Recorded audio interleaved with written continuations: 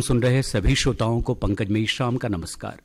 श्रोताओं, छत्तीसगढ़ को अपनी विशिष्ट पहचान दिलाने में जिन संसाधनों का योगदान रहा है उनमें जल, जंगल, जमीन के अलावा यहाँ का लोक रंग, लोक राग, लोक कला, लोक संस्कृति, लोक साहित्य के साथ साथ लोक जीवन का सहज भाव विशेष तौर पर उल्लेखनीय है।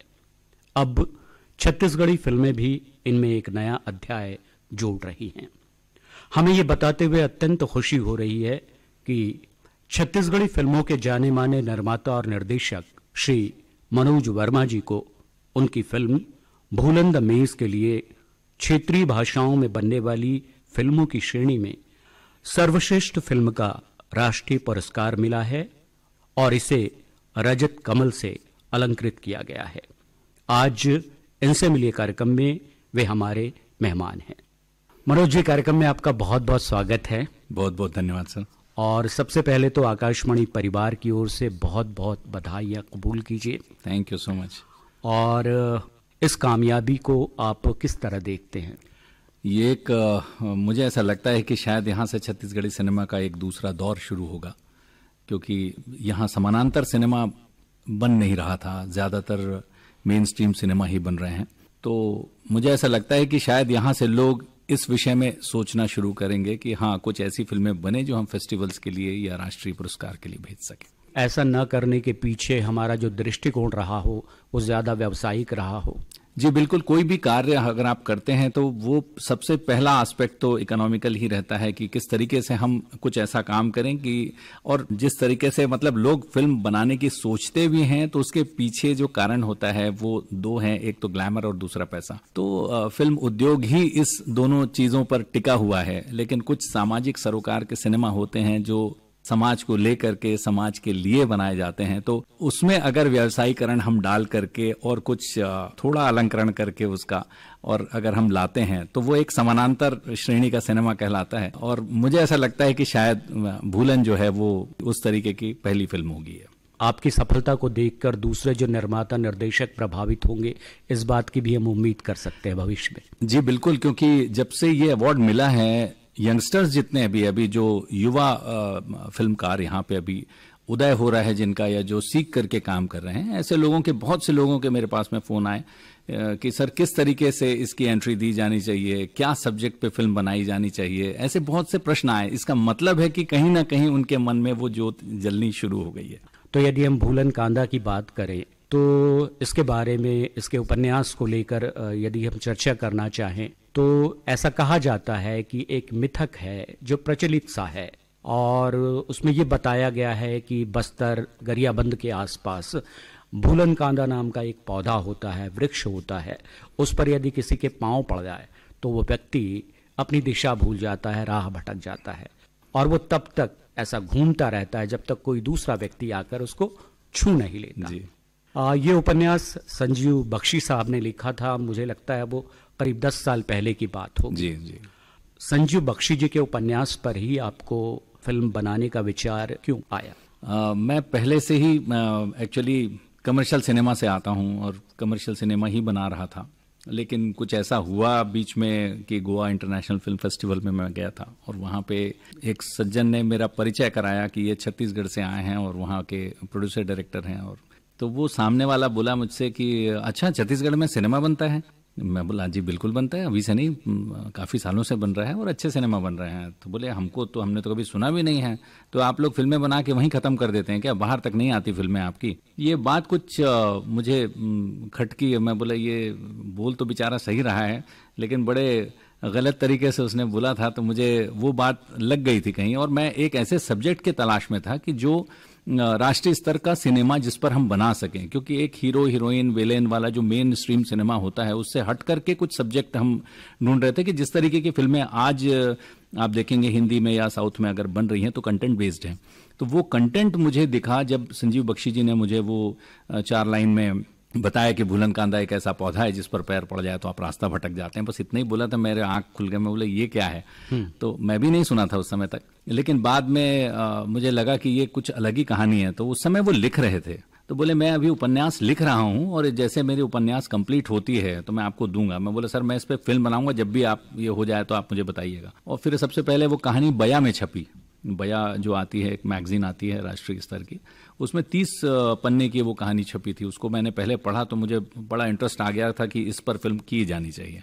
बाद में उपन्यास आया और फिर वो सारी चीजें फाइनलाइज हुई। आपसे ये जानना और समझना चाहेंगे हम कि क्या तत्व थे उस कहानी में जो आपको प्रभावित करते रहे? देखिए, एक ऐसी सामाजिक व्यवस्था की उसमें बात है जो हम आमतौर पर शहरी लोगों को हमको देखने को नहीं मिलती। गांव वालों की जो एकता हम वहां देख रहे हैं, एक आदमी के लिए पूरा गांव जेल जाने के लिए तैयार है। मतलब कुछ ऐसे अद्भुत चीजें हैं जो आपने कभी देखी नहीं है, सुनी नहीं है।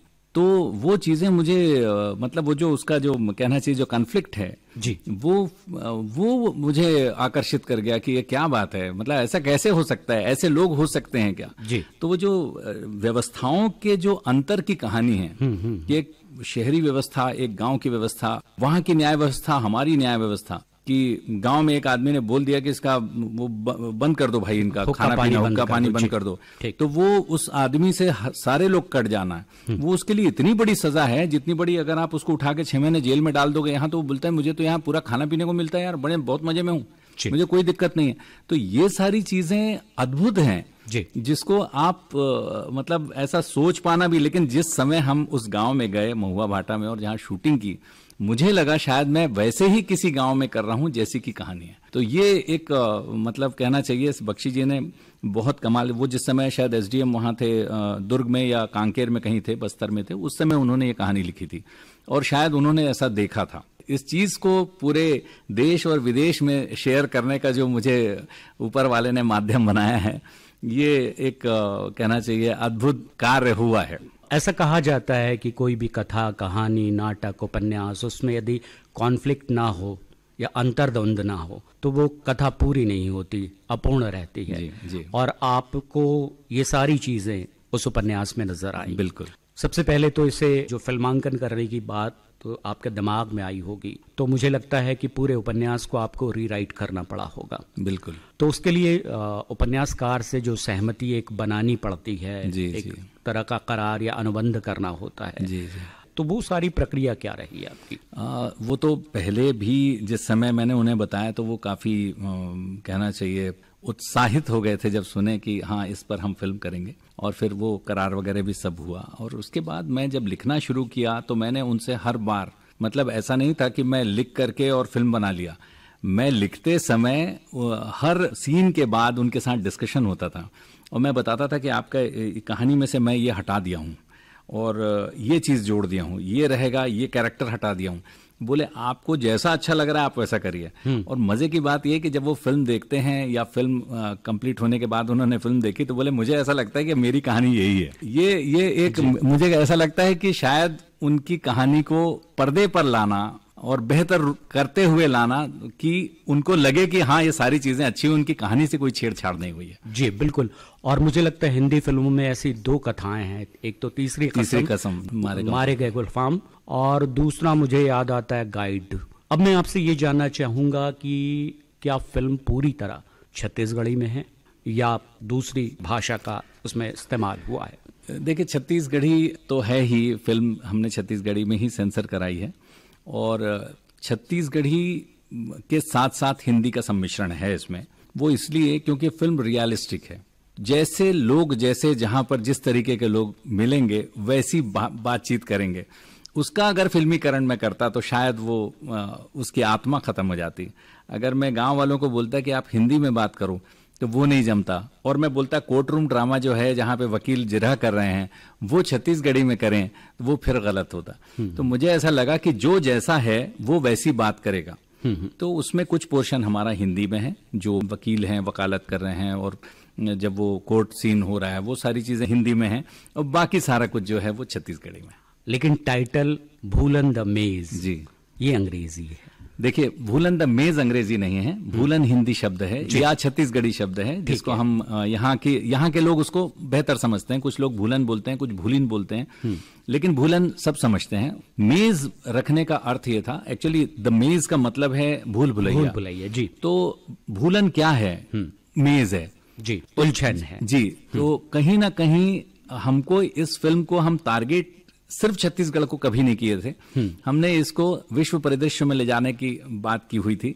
और चूंकि इंटरनेशनली इस फिल्म को दिखाना था फेस्टिवल्स में, तो मुझे उस भूलन का अर्थ डालना था उसमें, इसलिए मैंने भूलन के साथ में द मेज डाला, ताकि वहां के लोग ये चीज समझ सकें this is something related to maze. ये पूरी जो फिल्म है, ऐसा कहा जा रहा है कि पूरी व्यवस्था पर एक तरह का प्रभार है। आम आदमी अपने आप को हाशिए पर पाता है, ये उसकी कहानी है, ये उसकी कथा है, और उससे वो लड़ता हुआ नजर आता है इस पूरी पटकथा में। आपसे ये जानना चाहेंगे कि इसकी शूटिंग कहाँ हुई, किरदारों का चयन कैसे किया आपने? जो किरदार हैं मूलतः हमारे राज्य के ही हैं या बाहर से भी लिए गए हैं? और इनके चयन करते वक्त, चाहे वो शूटिंग स्थल की बात करें या फिर किरदारों की बात करें, किस प्रकार आप उनकी विवेचना कर पाए?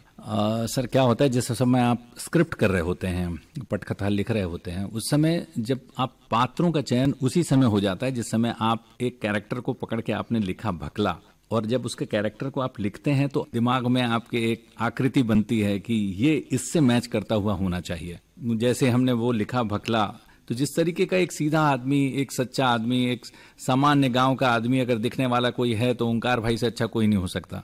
तो हमने पीपली लाइफ का वो कहीं ना कहीं प्रभाव दिमाग में था, तो वो लिखते समय दिमाग में आ गया था कि ओंकार भाई से अच्छा इसको कोई नहीं करेगा।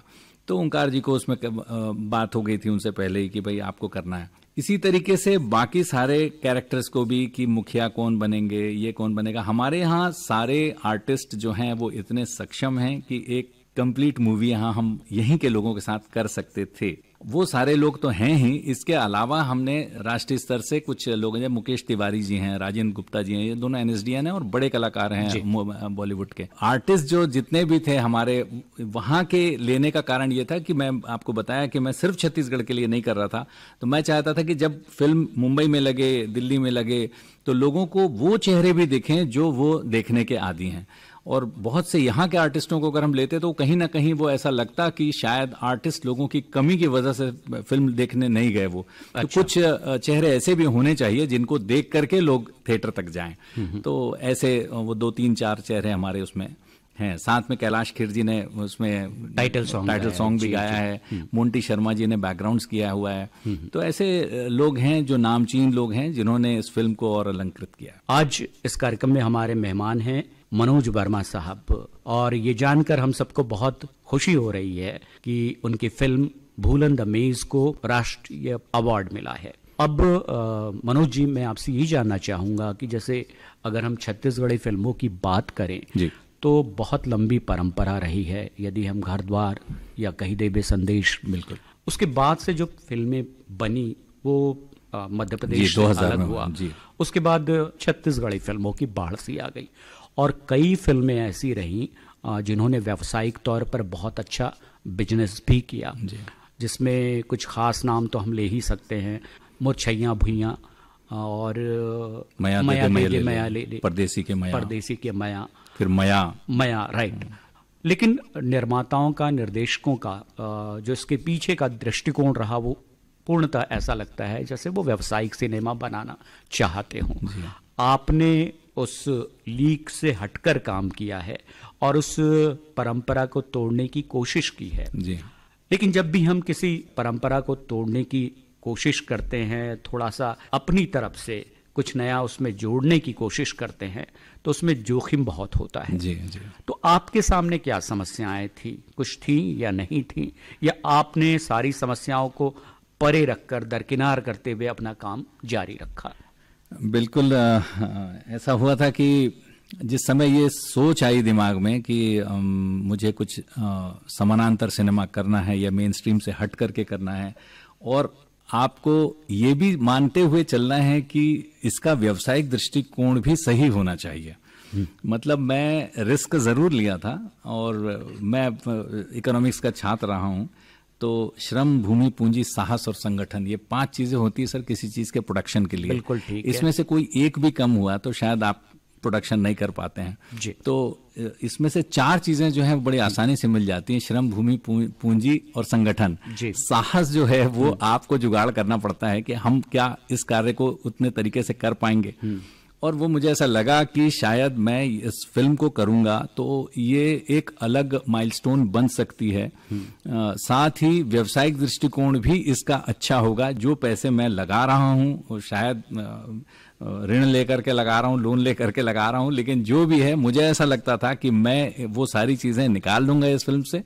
और उसके बाद ही मैंने ये व्यावसायिक दृष्टिकोण से इस फिल्म को बनाया है, समानांतर सिनेमा होने के बावजूद। तो क्या इसे हम पूरी तरह से समानांतर सिनेमा ना कहकर समानांतर और मुख्य सिनेमा का मिला जुला रूप कह सकते हैं? सर क्या है, समानांतर सिनेमा में सिर्फ एक ही अंतर है कि मुख्य धारा का जो सिनेमा होता है उसका एक तरह की लाइन होती है फिल्म बनाने की। कंटेंट जहां अलग हुआ और जहां आप हीरो हीरोइन और विलेन से अलग हुए, आप समानांतर सिनेमा में आ जाते हैं। जी, जिसे एक तरह से हम कला फिल्में भी कहते हैं। कला फिल्में भी बोल सकते हैं, लेकिन मुझे ऐसा लगता है कि जब आप कंटेंट बेस्ड फिल्म बनाते हैं, जो मुख्य धारा के सिनेमा, पहले तो ये हमको समझना जरूरी है कि मुख्य धारा का सिनेमा है क्या। जहां पर आप बड़े स्टार्स को लेकर के और बड़ी कास्टिंग को लेकर के और एक वही कहानी जो बहुत सालों से फॉर्मूला फिल्में बनती रही हैं, जिनके व्यवसायिक दृष्टिकोण के हिसाब से ही बनाई जाती हैं कि उनको मालूम होता है कि मैं ये बनाऊंगा तो मुझे इतने पैसे आएंगे। वो एक एस्पेक्ट हो गया इकोनॉमिकल। दूसरा एक होता है ऐसा सिनेमा जो एक कंटेंट बेस्ड है, जिसमें आपको एक कंटेंट को लेकर के चलना है। वहां हीरो हीरोइन हो सकता है कि आपकी परिस्थितियां हीरो हीरोइन हो, वहां पे कोई एक आर्टिस्ट हीरो नहीं होता, या विलेन जो है वो परिस्थितियां विलेन हो जाती हैं। अगर आप सत्यजीत रे की फिल्म देखे होंगे तो उसमें पाथेर पांचाली, उसमें कोई विलेन नहीं है लेकिन परिस्थितियां विलेन हो जाती हैं। ऐसे ही आपको भूलन में देखने को मिलेगा कि परिस्थितियां किस तरीके से विलेन हो रही। तो इस तरीके के सिनेमा जो है ये समानांतर सिनेमा में रहेंगे, लेकिन इसको आप आर्थिक दृष्टिकोण से ऐसा बना सकते हैं कि लोगों को वो सारी चीजें रहें, जो मनोरंजन वो चाह रहे हैं वो मनोरंजन उसमें होना चाहिए। तो वो मनोरंजन हम समानांतर सिनेमा में भी देख रहे हैं अभी। अब आते हैं इसके संगीत पक्ष की तरफ। ऐसा कहा जाता है कि संगीत के बगैर हमारी फिल्में अधूरी हैं। संगीत के पक्ष को जानना चाहें तो किस तरह का संगीत है और संगीत पर किस तरह आपने इस फिल्म में ध्यान केंद्रित किया है? संगीत इसमें सुनील सोनी जी का है, और चूंकि मैं छत्तीसगढ़ी सिनेमा काफी समय से बना रहा था तो मुझे ऐसा लगा कि मैं क्लासिकल और सुगम संगीत सीखता गाता रहा हूं। मुझे ऐसा लगा कि छत्तीसगढ़ को सीखने और समझने के लिए और ज्यादा पढ़ने की जरूरत है। मैं इंदिरा कला विश्वविद्यालय से लोक संगीत में एमए किया, और लोक संगीत करते समय मुझे बहुत से ऐसे गीत वहां से मिले जो हमारी माटी के थे, यहाँ के थे, जिसमें यहाँ के खुशबू थी। उन गीतों का मैंने प्रयोग भूलन में किया हुआ है। झूमर जा पड़की झूमर जा एक गाना है, या आप कहें मीर अली मीर साहब की एक गीत है, उनका एक बहुत ज्यादा प्रचलित रहा है, वो नंदा जाही का रे नंदा जाही का। कैलाश खेर जी के लिए वो जो टाइटल सॉन्ग है उसका कि भूले से जो खूंद गया मैं खूंद के सब कुछ भूल गया, मैं पाँव में जैसे पड़ा हो फांदा भूलन कांदा भूलन कांदा। ये गीत मैं लिखा। मैंने पहले काफी लोगों को बोला था आप लिखिए इसको, लेकिन उस समय शायद वो उस कंटेंट को नहीं समझ पा रहे थे। तो मैं जब मुखड़ा और दो अंतरे लिख लिया, उसके बाद प्रवीण प्रभा जी को बुलवाया। मैं बोला सर ये है, आप इसमें दो अंतरे और लिखिए। तो उन्होंने दो अंतरे और लिखे, तो ये बना। फिर कैलाश जी के हिसाब से मैं बताया था आपको, जब लिखते रहो तो आपके दिमाग में आ जाता है कि ये कौन करने वाला है। तो कैलाश जी से फिर गवाए वो गाना, बहुत उन्होंने एंजॉय करके गाया उसको। तो इस तरीके से गाने जो थे, एक हिंदी गाना है ये वाला, इसके अलावा सारे गाने हमारे छत्तीसगढ़ी में, जिसमें मीर साहब के दो गीत हैं, एक सूबे सिंह चौहान जी का गीत है, एक गीत में मेरा और प्रवीण प्रभा जी लिखे हैं। तो आपकी पसंद का, जो आपको बेहद पसंद हो इस फिल्म का गीत, उसे आपकी आवाज में हम सुनना चाहेंगे और अपने श्रोताओं को भी सुनवाना चाहेंगे। मैंने इस फिल्म में नंदाजा ही गाया है जी, तो मैं आपको उसकी दो लाइन सुनाता। हे नंदाजा ही करे नंदाजा ही करे नंदाजा ही का, कमरा यौ खुमरी अरे तो तारी ता छो। क्या बात है, बहुत अच्छा लगा आपको सुनकर। मुझे तो ऐसा लग रहा था थोड़ी देर और सुनते तो ज्यादा अच्छा होता और हमारे सुनने वालों को भी अच्छा लगता। जी। तो मुझे लगता है थोड़ा और बढ़ाया जाए इसको। रच रच मच मच गेड़ी मचैया, गाँव गली माँ पड़की नचैया, मांदर के थाप मारा हसरा चाहे, पंथी के धुनला गाए बजाए, गाँव के लीला चाउर के चीला, मेला मड़ई माँ ढेलवा झुलैया, नंदा जाही का कमरा यो खुमरी अरे तू तारी ता छो। क्या बात है, बहुत खूब, बहुत खूब। श्रोताओं, इनसे मिले कार्यक्रम में आज हमारे मेहमान हैं मनोज वर्मा साहब। इनकी फिल्म भूलन द मेज को राष्ट्रीय पुरस्कार मिला है। अब हम आपसे ये जानना चाहेंगे मनोज जी कि जो क्षेत्रीय भाषा में फिल्में तैयार हो रही हैं, बहुत से लोग ऐसे हैं जो इस कोशिश में रहते हैं कि वो अपनी फिल्मों का राष्ट्रीय स्तर पर प्रदर्शन कर पाएं, रेडियो की बात हो या दृश्य माध्यम की बात हो। वहां पर हम कंटेंट को लेकर बहुत ज्यादा सचेत हो गए हैं आजकल। बिल्कुल, मैं देखता हूँ OTT प्लेटफॉर्म में भी ऐसे कंटेंट नए से नए आ रहे हैं और लोगों का रुझान भी उसके प्रति लगातार बढ़ता गया। तो मैं आपसे ये जानना चाहता हूँ कि जो लोग जो ऐसी फिल्मों को बना रहे हैं और ये चाहते हैं कि ऐसी फिल्मों को एक बड़ा वर्ग देखे और उसके जरिए उनको एक पहचान मिले, उनके काम को लोग एक मान्यता प्रदान करें, उनके लिए क्या करना होगा उन्हें, कि कैसे वो एंट्री करें? जैसे आपने अपनी फिल्म को राष्ट्रीय स्तर पर एक जूरी के समक्ष लेकर गए आप, तो उनके लिए आप क्या मार्गदर्शन देना चाहेंगे? मुझे एक ही चीज़ लगती है कि जिस समय आप फिल्म करते हैं, जिस समय भी हम फिल्म सोचते होते हैं, उस समय हमारा दर्शक वर्ग हम सोच लेते हैं पहले से कि हम किन के लिए फिल्म बना रहे हैं, हमारे व्यूवर्स कौन है।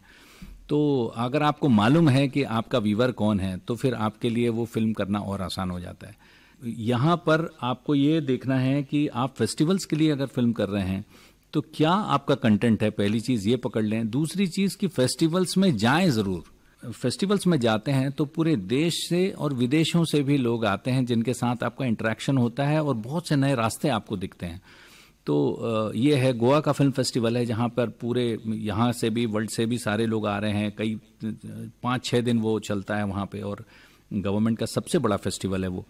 ऐसी जगहों पर जाएं ज़रूर, बहुत से लोगों से मिलें और सीखें और समझें, तब वो रास्ते आपको खुलते दिखेंगे। वहीं से हम ये जो कहानी शुरू हुई थी वो कहीं ना कहीं वो गोवा फिल्म फेस्टिवल से शुरू हुई है। ये एक सलाह है मेरी, थोड़ा विजन को बढ़ाएं। मतलब हम यहाँ पे बैठ करके संकुचित विचारधारा में काम ना करते हुए थोड़ा उसको विस्तृत करें, उसको थोड़ा सोचें और कहाँ तक हम जा सकते हैं, तो ऑटोमेटिकली आपको रास्ते मिलेंगे और आप वहाँ तक पहुँचेंगे। जी, आपकी जो प्रविष्टि थी वो कैसे राष्ट्रीय स्तर तक पहुँची और इसकी क्या प्रक्रिया है, उसके बारे में थोड़ा बताएं। उसमें सर ऐसा है कि एक साल में, जिस साल भी आप फिल्म सेंसर कराते हैं जी, तो दिसंबर 19 में हमने सेंसर कराया था, तो दिसंबर 19 तक का सेंसर अगर आपका है तो आप 20 के लिए प्रविष्टि अपनी भेज सकते हैं। और ये मेरे ख्याल में जनवरी फरवरी के आसपास निकलता है नेशनल अवार्ड के लिए। और उसमें ऑनलाइन आपको भरना होता है, बाद में उसका प्रिंट आउट निकाल के सिग्नेचर करके वो भी भेजना होता है। तो ये एक तरीका है। और दूसरा, आप कैटेगरीज की जो हम बात करें कि किस कैटेगरी में आप भर रहे हैं, हिंदी का अलग है, रीजनल लैंग्वेजेस का अलग है, शेड्यूल्ड लैंग्वेज का अलग है और नॉन शेड्यूल्ड लैंग्वेज का भी अलग है। तो हमने नॉन शेड्यूल्ड लैंग्वेज, छत्तीसगढ़ी चूंकि शेड्यूल्ड में नहीं आती है इसलिए नॉन शेड्यूल्ड में डाला है। और नॉन शेड्यूल्ड में बहुत सारी भाषाएं हैं, इनमें जितनी फिल्में आती हैं इनका आपस में कंपटीशन होता है और उसमें से 5 से 7 लोगों को वो देते हैं। वैसे ही रीजनल में होता है कि जितने भी क्षेत्रीय सिनेमा हैं बन रहे हैं उनमें आपस में कंपटीशन होगा, वैसे ही हिंदी में कंपटीशन। तो इस तरीके का है वो। ये तो एक बहुत बड़ा अचीवमेंट था आपके लिए। हम आपसे ये जानना चाहेंगे कि कैसे इस बात की आपको खबर मिली कि आपकी फिल्म का चयन है वो राष्ट्रीय पुरस्कार के लिए हुआ है? मैं तो सर बिल्कुल रिलैक्स्ड घूम रहा था। मेरे कुछ मेहमान बाहर से आए हुए थे, उनको छोड़ने नीचे आया था और उसी समय मुझे एक न्यूज़ चैनल से फ़ोन आता है कि मनोज जी आपकी एक बाइट लेनी है। तो मैं बोला किस विषय में? अभी तो फिल्म नीति पे आप लोगों ने ली थी बाइट। तो बोले नहीं फिल्म नीति पे नहीं, अभी आपके जो फिल्म को पुरस्कार मिला है, अवार्ड मिला है उसके लिए। मतलब कौन सी फिल्म को? तो बोले भूलन द मेज को। बोला भूलन द मेज को क्या मिल गया? तो बोले कि अभी नेशनल अवार्ड मिल गया। बोला क्या बात कर रहे हैं? तो बोले हाँ आपने सुना नहीं? मैं बोला नहीं हमने नहीं सुना है। तो बोले नहीं सारे न्यूज़ चैनल देखिए आप, न्यूज़ चैनल में आ रहा है। तो मैं बोला अच्छा मैं देखता हूँ। तो बोले नहीं सुनिए मैं आपको लाइव ले रहा हूँ, पहले आप यहाँ पे बाइट दीजिए। फिर उसके बाद फिर वहाँ से मुझे खबर लगी और फिर तो जो उनके फ़ोन के बाद जो लगातार फ़ोन और जो मैसेजेस आने शुरू हुए हैं तो मुझसे पूछते थे कि सर आपको कैसा लग रहा है, आपको राष्ट्रीय अवार्ड मिला है, आपको कैसा लग रहा है? बोला आप लोग मुझे कुछ लगने नहीं दे रहे हो। मैं थोड़ा 5 मिनट खाली हूं तो मैं सोचूं कि मुझे क्या मिला है, आप तो 1 सेकंड मुझे नहीं छोड़ रहे हैं। तो वो 3-4 दिन कम से कम मुझे, मेरी हालत ऐसी थी उस समय कि चूंकि पहला था और लोगों में बड़ा उत्साह था उसको लेकर के कि भाई हाँ चलिए एक छत्तीसगढ़ी सिनेमा को वहाँ एंट्री मिली है, किया हुआ। अब तो मैं आपको ये भी बता दूं कि 2-3 फिल्में ऐसी हैं हमारे यहाँ से। अभी एक बैलाडीला एक फिल्म है जिसको कांस के लिए भेजा गया है, छत्तीसगढ़ी फिल्म, एनएफडीसी ने चयन किया है। एक और फिल्म थी जो हमारे साथ में थी, the man and his dog, Tripathi ji की फिल्म है, वो छत्तीसगढ़ी फिल्म है और वो अपने इफी में उसका भी प्रदर्शन हुआ है। तो पहली बार ये सारी चीजें अभी हो रही हैं। मैं बोलता हूँ ये शुरुआत है, अभी ये आगे बहुत सफर, बड़ी मंजिल तय करनी है हमें। जब आप पुरस्कार लेने गए उस दिन कुछ खास ऐसा लगा आपको? पुरस्कार ग्रहण करते वक्त कई लोगों से कुछ इंटरेक्शन हुआ आपका? इंटरेक्शन तो बहुत से लोगों से। वो मेरे बाजू में बिल्कुल जो लेफ्ट साइड में बैठे थे वो जर्सी के डायरेक्टर प्रोड्यूसर्स थे, जिनको अभी आपने देखा होगा, उसके एक हिंदी वर्जन भी आया हुआ है। राइट साइड में जो बैठे थे वो छोरियां छोरों से कम नहीं करके एक फिल्म है हरियाणवी, रविंदर जी बैठे थे, सतीश कौशिक उनके प्रोड्यूसर थे। अच्छा। तो मेरे जस्ट पहले सतीश जी गए थे, उसके बाद मैं गया, फिर मेरे पीछे ये जर्सी वाले आए। मनोज बाजपेयी जी से मुलाकात हुई, मनोज जोशी जी से मुलाकात हुई। मनोज जोशी जी से मैं ऐसे जा करके मिला कि सर आप रायपुर आए थे और आपसे मुलाकात हुई थी, कैसे क्या? तो बोले आप कहाँ से? मैं बोला रायपुर से सर, छत्तीसगढ़ से। अच्छा वो फिल्म आप बनाए हैं वो घुमरो वाली? मैं बोला सर घुमरो नहीं, भूलन। अरे भूलन। तो वो तो अद्भुत फिल्म है यार, मजा आ गया देख करके, आप ऐसा कैसे सोचे? और ये मैं बोला सर आप कहाँ देख लिए? बोले मैं जूरी में था। अच्छा। तो मुझे लगा, मैं बोला अरे वाह। तो इस तरीके से वहाँ काफी लोगों के साथ में बड़े बड़े आर्टिस्ट, बहुत जैसे रजनीकांत जी भी वहाँ पे थे, कंगना जी थी, धनुष थे, इतने डाउन टू अर्थ ये दोनों, मैं बता नहीं सकता। मतलब देख करके आनंद आ गया इन लोगों को, तो अद्भुत था वहाँ का। और एक ही चीज़ मुझे अच्छी लग रही थी कि मैं वहाँ बैठा हूँ, छत्तीसगढ़ का प्रतिनिधित्व कर रहा हूँ, इसी बात की एक मुझे बहुत खुशी थी। जी, इस पुरस्कार को लेकर आप समझते हैं कि आपका जो उत्तरदायित्व और बढ़ गया है? बिल्कुल, अभी लोगों की आशाएं थोड़ा बढ़ जाती हैं। आप एक्सपेक्ट करने लगते हैं कि ये अगर कोई एक आदमी एक मेडल लाया है तो ये ही एक बंदा है जो आगे भी कुछ कर सकता है। जी। तो थोड़ी उम्मीदें बनती हैं और हम कोशिश करेंगे कि उनकी उम्मीदों पर खरे उतरें। तो अभी कोई प्लान कर रहे हैं आप?